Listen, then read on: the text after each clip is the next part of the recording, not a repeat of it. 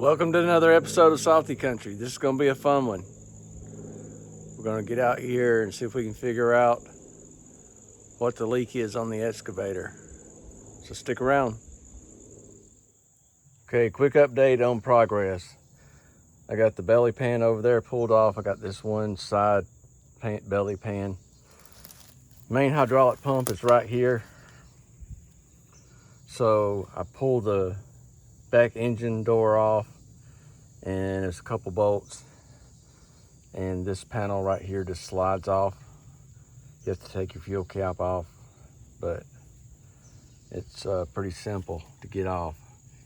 I thought this was going to be a nightmare, and it still may be a nightmare because I got to feed all this out of here. But this main hydraulic hose, the hose blew right past the steel line. So this hose comes through and comes in right here. So it looks like that it just goes straight across in front of the engine and turns and goes to the pump. So anyway, that's what we got. We're gonna see if we can get this out today so that we can have another one made tomorrow. Quick update on the blown hydraulic hose repair. This sucks.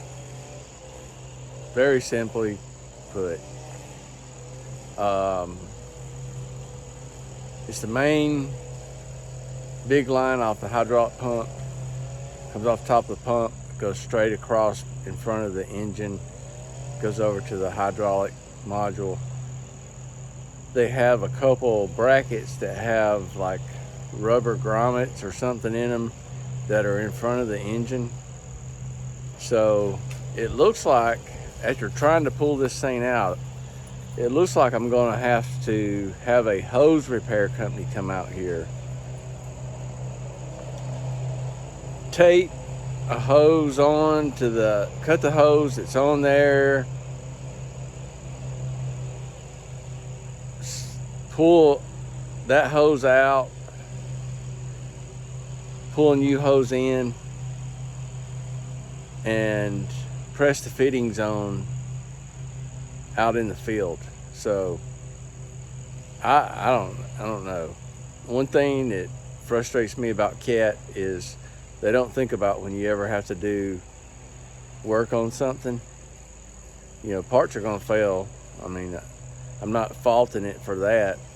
You know, things are only going to last so long.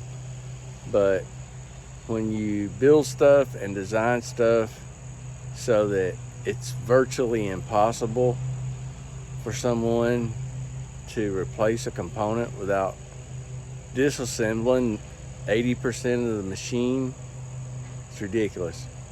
So anyway, I stopped for the day, and I'm gonna call around tomorrow, talk to some of my buddies with other equipment, and figure out if it's best for me just to hire a mobile service and have them come out here so that they can pull the new hose in when they pull the old hose out. I think that's going to be the best option, but you know, you're looking at $75 to $175 an hour when those guys step on the job. So anyway, this is probably a $100 hose. If I took it off and carried it to the hydraulic shop, it's probably going to turn into a $500 to $1,000 hose repair, just for the simple fact that I cannot get the hose out. So anyway, stick around. I'll keep updating as we progress with this one. This was getting the ends of the hose disconnected, and I had a zip tie to cut. And what I did is I tied a rope so I could have a rope to pull the new hose in. Well, once it gets about halfway past the engine, it hits a grommet, and the fitting won't go through. So anyway, it's not a simple, and it doesn't have to be simple. I mean, I can deal with stuff that's difficult, but when it's impossible for the average person to get the hose off, that's where I have a problem. And this is impossible. You know, I could probably get cut the hose and pull the hose out, but then I completely hose myself or a mobile service for getting the new one in. So I'm just gonna chill out, think about it, talk to some buddies, and figure out what the next step forward is. All right, it's day 4. Quick update on the excavator. This is on the hydraulic module side. Right there where that bag is where my fitting is. I got a cap for it, I have to put it on. But anyway, the big line comes off that, comes down through here, goes through that. That had a L bracket with a bolt going vertically from right next to that firewall, which was very, very difficult. It took forever to get that out. But here's the bracket. It mounts in there like so. Holds that rubber block in place. I'm going to see if I can get the center grommet. The center grommet, metal grommet, is, let me see if I can show this.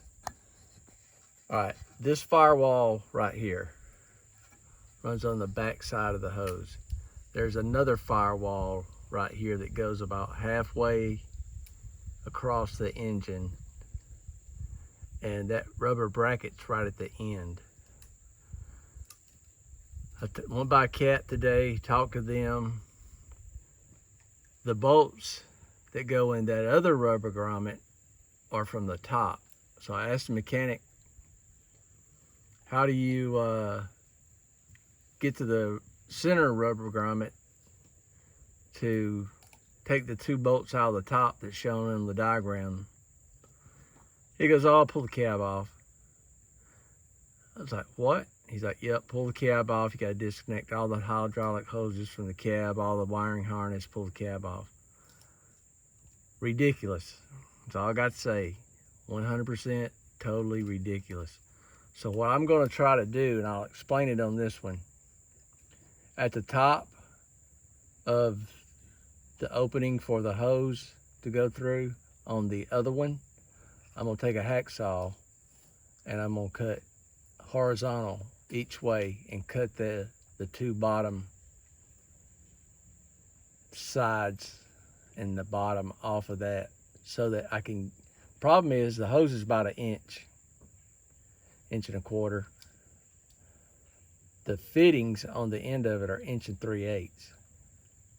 So it's impossible. If you had just a hose and you could crimp this stuff in the field, you'd be right back in business. But nobody around here crimps 4-wire hoses because of the amount of pressure it takes to press those fittings. They don't have a portable machine that will do that in the field. So anyway, if I can get the grommet cut out in the center of the machine, I'm just going to zip tie the hose to the other lines where it goes through that bracket. And I may see if I can slide each one of those pieces back in after I got the hose in, push them back in there. We'll see. I'm not going to waste a whole lot of time on it. But this one here, because the machine is sitting facing forward over the tracks, there's a panel down in here under the hydraulic module. I think I can get under there. If I can get the hose in and get it serviced to where I can swing the machine, I'll swing it so that this area here is over between the 2 tracks in the back. that way I can get back up in there, put this L bracket right here back on this, at least have that clamp holding good so that it'll keep the hose from wanting to jerk too much. In the middle, if I can get that grommet cut out and get the fittings to go through, guess what? If it ever blows again, I can do what I'm doing now, pull the thing back out, pull it through, and just be done with it. So I don't plan on getting rid of this machine, so I'm thinking of years down the road, the next time it blows. So anyway, horrible design by CAT. If you got a 303C CR, if this line ever blows, just get ready. This is day 4, which it's only, you know, a couple hours here, a couple hours there each day because I got my normal job.